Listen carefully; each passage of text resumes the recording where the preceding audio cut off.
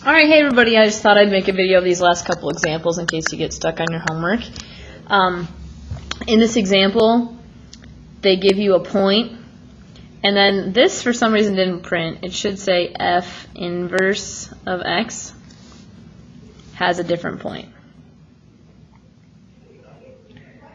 Okay, in order to make an equation for the line of this graph, we need 2 points. So I'm going to write that down, need 2 points on the inverse, which I've been calling f inverse of x with that little -1. Well, they give us 1 point. This one right here is on the inverse. So one of the points that they give us is the point 3, -16. I did not switch the order because that point is already on the inverse line. I don't need to switch it.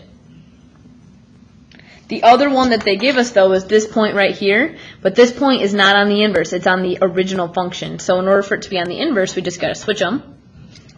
So this would be 16, 10 is the second point. And that's really the hardest part. Once you have those 2 points, then you can find the slope.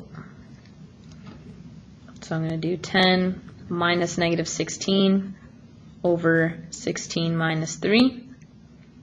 So it's 26 over 13, which is 2. This was from chapter 4. Once you have this point, we know we're going to have y equals mx plus b. Plug in the 2 for m. So y equals 2x plus b. We know an x and a y, so I can plug those in. -16 equals 2 times 3 plus b. 2 times 3 is 6. Subtract the 6. So -16 minus 6. Oh, this is testing my mental math. I think it's -22. Yes, it is. Equals b.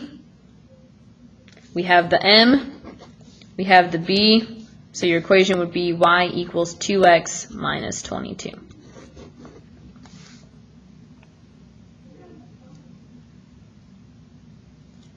This last one, Emma, this was not intentional for you, but this must have been from the book. Emma is selling paper and makes $2,200 every month. She also earns 5% commission. Her total earnings is this. They already give you the equation. I wonder if I have a highlighter handy. One that actually works.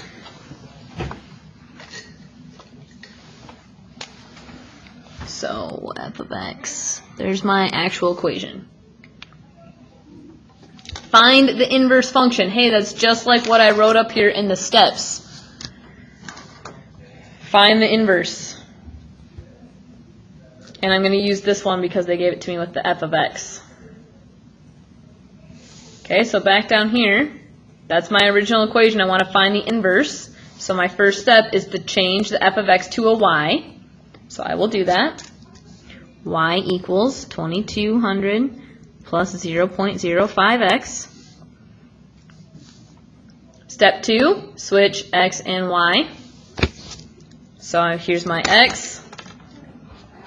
Here's my y. Switch them. So I'll have x equals 2200 plus 0.05y. All I did was trade the x and y places. Step 3, solve for y. I need to get y by itself. So I'm going to subtract 2200. These are not like terms. They cannot be combined. So it's x minus 2200 equals 0.05y. Last step, divide by 0.05. So y equals x over 0.05 minus 2200 divided by 0.05 is 44,000. Your last step, you should change the y to an f inverse. equals, I'm also going to write this as 1 over 0.05x minus 44,000. Okay, that's your equation. This should say also f inverse of x. So now this is the question Parker was asking in class today. Like, why do we do this? The reason that you switch these around is because it changes the meaning of what these two variables mean. What does x and f inverse of x represent? In the original, x represented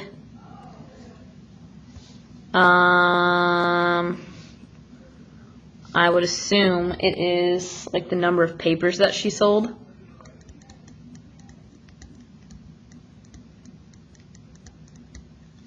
And f of x was the amount of money she earned.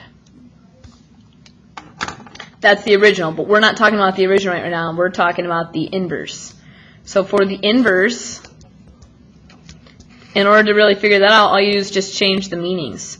So x represents not the number of papers sold. We're going to switch it. It's the amount of money that she earned. The inverse now represents the number of papers.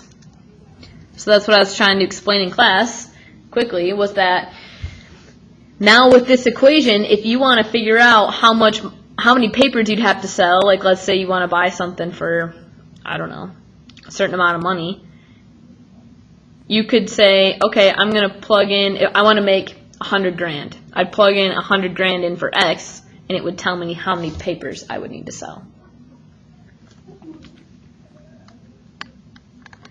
Find her total sales for last month if her earnings were $25,000. So again, this is her earnings, that's the amount of money, so I'm plugging this in for X into this equation. So F inverse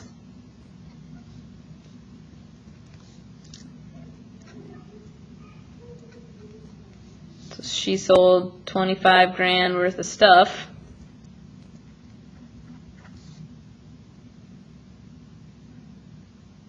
When you solve all that out and do the math, you get 456,000 papers sold. That's a lot. Okay, I just thought that would help. Here's the homework problems again. This, I think you need a calculator for this one. That's why I wrote do first. Some of these you probably need a calculator. I found online, actually another teacher gave this to me. There is posted on my website an online calculator, but you have to download. So you need to check with your parents first to make sure it's okay you download it. I'll show you on my website. So here it is. If you go to, I'll show you your version. So awagnermath.weebly. It's loading. Honors Algebra.